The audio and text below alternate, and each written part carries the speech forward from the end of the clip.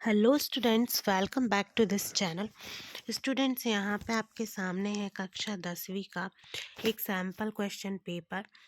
जैसा कि आपका आज एग्ज़ाम है तो आपके क्विक रिवीजन के लिए मैं इसको लेके आई हूँ, जिससे कि आप फटाफट जो ऑब्जेक्टिव टाइप क्वेश्चंस हैं उनको देख लें। और साथ में ऑब्जेक्टिव टाइप क्वेश्चंस जो हैं वो आप बहुत सारे यदि करेंगे तो आपका 100% जो क्वेश्चंस हैं वो आपसे बनने की पॉसिबिलिटी बढ़ जाएगी। तो चलिए यहाँ पे हम वीडियो को शुरू करते हैं। वीडियो को ज़्यादा से ज़्यादा लाइक कीजिए, शेयर कीजिए।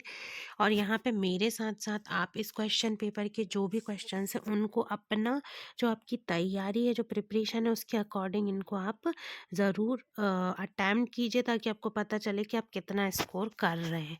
अब ये जो क्वेश्चंस हैं वो आपके सिलेबस जो आपका अर्धवार्षिक परीक्षा का है उसी के ही अकॉर्डिंग बनाया गया है और इनको रखा गया है, तो जो कि क्वेश्चंस आपके लिए बहुत इम्पॉर्टेंट है इस एग्ज़ाम के लिए। तो हम यहाँ देखेंगे जो पहला क्वेश्चन है वो है सही विकल्प चुनकर लिखिए। तो इसका जो पहला प्रश्न है, यहाँ पे 6 अंक के हैं जो आपके सही विकल्प है वो। तो पहला प्रश्न में आपको अभिक्रिया दी हुई है Fe2O3 प्लस 2Al। यहाँ पे ये जो है इन दोनों की अभिक्रिया होती है तो Al2O3 और 2F ही बनता है। तो ये ऊपर दी गई अभिक्रिया किस प्रकार की है ये पूछा गया है। तो इसका जो करेक्ट आंसर है वो आपका हो जाएगा, ये जो अभिक्रिया है वो है विस्थापन अभिक्रिया। ठीक है, उसके बाद फिर यहाँ पे हम देखेंगे तो दूसरा प्रश्न। तो दूसरा प्रश्न क्या है, खाद्य पदार्थ के डिब्बों पर जिंक की बजाय टिन का लेप होता है क्योंकि तो इसका आंसर है कि ये टिन की अपेक्षा जिंक जो है वो अधिक अभिक्रियाशील है, इस वजह से। ठीक है, अब उसके बाद तीसरा जो प्रश्न है वो है पायरुवेट के विखंडन से यह कार्बन डाइऑक्साइड, जल तथा ऊर्जा देता है और यह अभिक्रिया जो क्रिया होती है वो कहाँ होती है, तो होती है ये माइटोकॉन्ड्रिया में। ठीक है, उसके बाद चौथा है मस्तिष्क उत्तरदायी है किस किस के लिए, सोचने के लिए, समझने के लिए, शरीर में संतुलन बनाने के लिए। तो उपरोक्त सभी जो है वो इसका आंसर हो जाएगा।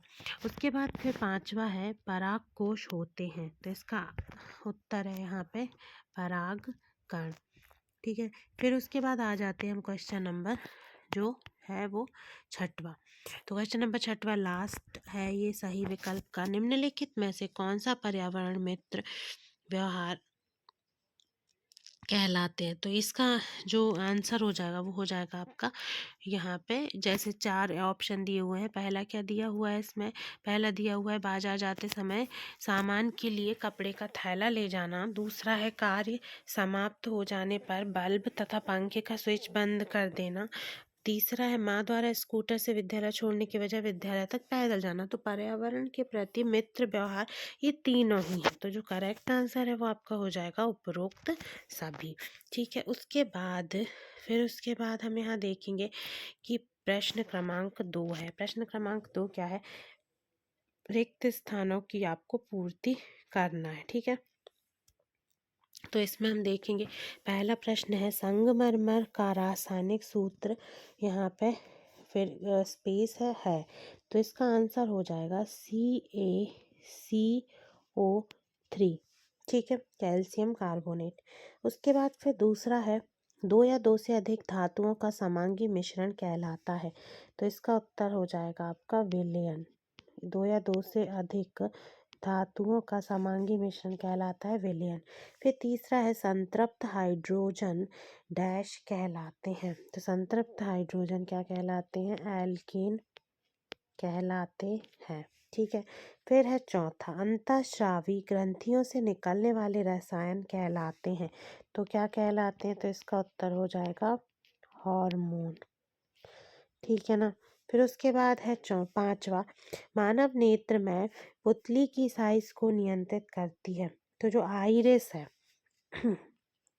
आइरिस जो है वो रंग और पुतली की साइज दोनों को ही नियंत्रित करती है।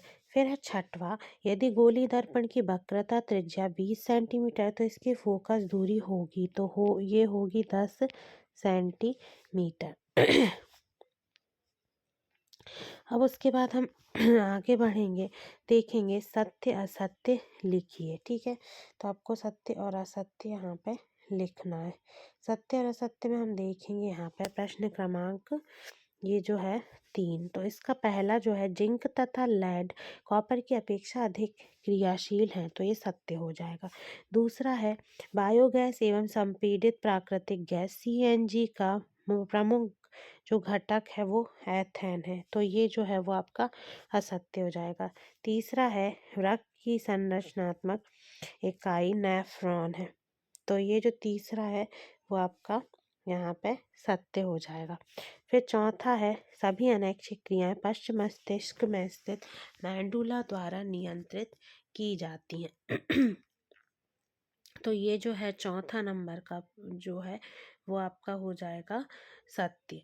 ठीक है, उसके बाद फिर देखते हैं हम 5वें नंबर का प्रश्न। विद्युत धारा मापने के लिए वोल्ट मीटर का प्रयोग किया जाता है, तो 5वां जो है वो आपका हो जाएगा असत्य। और उसके बाद फिर 6वां है प्रिज्म द्वारा बैगनी रंग का विचलन सबसे अधिक होता है, ये हो जाएगा सत्य। अब उसके बाद फिर हम आगे बढ़ेंगे और देखेंगे आपकी सही जोड़ी मिलाइए। तो सही जोड़ी में जो पहला है वो है टमाटर, तो टमाटर में पाया जाता है, यहाँ पे हम इसकी सही जोड़ी में ला लेंगे ऑक्जेलिक अम्ल। ठीक है, फिर दूसरा है सामान्य रक्तदाब, तो सामान्य रक्तदाब होता है 120 mm और 120 से 80 mm। फिर उसके बाद है तीसरा पादप हार्मोन, तो पादप हार्मोन है साइटोकाइनिन। फिर है चौथा विद्युत धारा का चुंबकीय प्रभाव, तो ये क्या है विद्युत धारा का जो चुंबकीय प्रभाव है वो है यहाँ पे ऑस्टेडनेस का नियम दिया। फिर उसके बाद है अनुवांशिक पदार्थ, तो अनुवांशिक पदार्थ क्या है डीएनए। फिर है अपवर्तन, तो अपवर्तन का जो आपका हो जाएगा वो हो जाएगा यहाँ पे स्नेल का नियम। ठीक है ना, तो ये आपके यहाँ पूरी हो गई आपकी सही जोड़ी। उसके बाद फिर आगे बढ़ेंगे और देखेंगे हम प्रश्न क्रमांक 5। प्रश्न क्रमांक 5 जो है वो ऑब्जेक्टिव का अंतिम प्रश्न है। इसमें आपको एक शब्द या एक वाक्य में उत्तर लिखना है। तो पहला है CaOCl2 यानी कि कैल्शियम ऑक्सीक्लोराइड जो है यौगिक का प्रचलित नाम क्या है, तो इसका प्रचलित नाम जो है वो हो जाएगा विरंजक चूर्ण। ठीक है, ये मोस्ट इम्पॉर्टेंट है, इसको अच्छे से आपको ध्यान रखना है। विरंजक चूर्ण जो है इसका प्रचलित नाम है।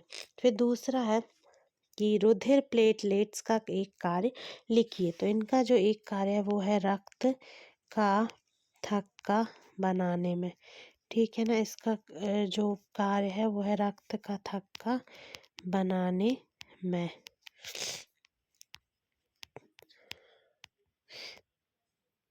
तो ये इसका एक कार्य हो जाएगा। फिर है तीसरा वंशागत लक्षण का एक उदाहरण लिखिए, तो वंशागत लक्षण का एक उदाहरण है मानव में नेत्रों का रंग आदि। ठीक है, तो इसका आंसर आप लिखेंगे मानव में नेत्रों का रंग। ठीक है, तो नेत्रों का जो रंग है वो जीन्स के अकॉर्डिंग डिसाइड होता है, तो नेत्रों का रंग ये आपका आंसर हो जाएगा इसका आदि। ठीक है, फिर उसके बाद है चौथा विद्युत बल्ब में के तंतुओं को बनाने के लिए किस धातु का उपयोग किया जाता है, तो इसका है टंगस्टन धातु। ठीक है, इसका आंसर हो जाएगा टंगस्टन धातु।